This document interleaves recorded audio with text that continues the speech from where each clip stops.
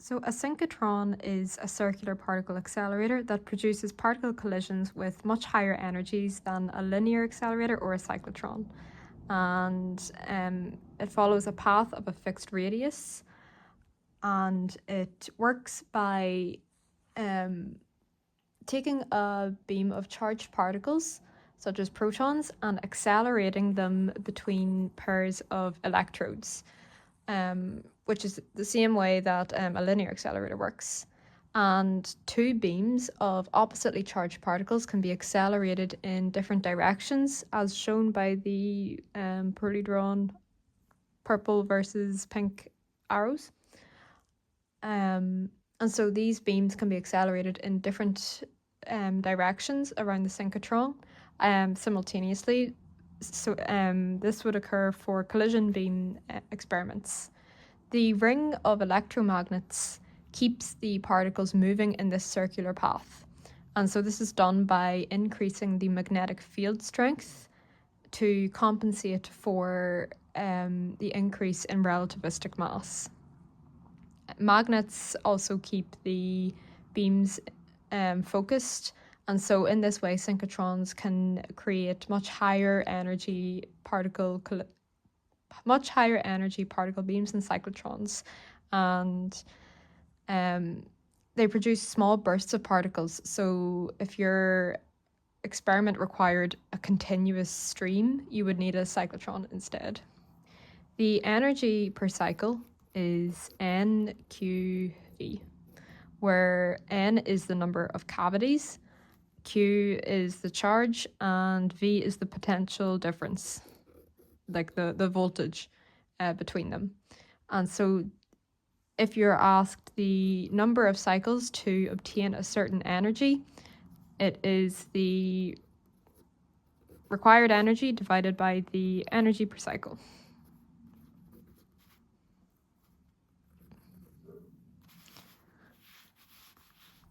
So basically, in the synchrotron, the high velocity particles travel in circular paths of fixed radius. The particles are then accelerated in the gaps between the electrodes by alternating voltage of high frequency.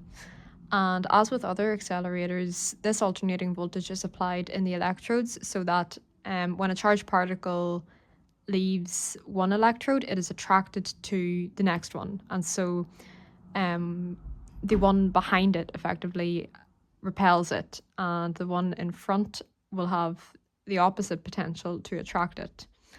And the frequency of the AC supply must be greater than the frequency of rotation because A, it is reversing polarity during the time the beam spends outside the cavity, and B, there is more than one acceleration cavity in the ring. As these particles are accelerated, the frequency of the voltage applied is smoothly increased as the particles take less time to complete one orbit. And the strength of the magnetic field of the bending electromagnets must also be increased to keep the particles moving in a fixed orbit. And so this means that the size of the magnetic field is varied and synchronized with the speed and mass of the particles. So for example, if the particles are moving faster, a stronger magnetic field is required because the mass of the particles increases, requiring a stronger field to change the direction. The acceleration cavities are connected to a high frequency AC voltage, which is increased with the speed of the particle, so that the acceleration is effectively synchronized. And we can compare the different kinds of accelerators. So the LINAC, the path of the charged particles follows straight lines, and the accelerating field frequency is constant. There is no deflection field, and the maximum energy is around 30 gigaelectron volts. Next, the cyclotron. The path is circular. It is spiraling outwards as the radius increases. The frequency is constant, and a magnetic field is used to deflect the particles. However, this magnetic field is constant. Finally, the synchrotron, as we've seen, this is quite messy. It is also a circle, but of fixed radius, and the alternating field frequency varies, as does the magnetic field.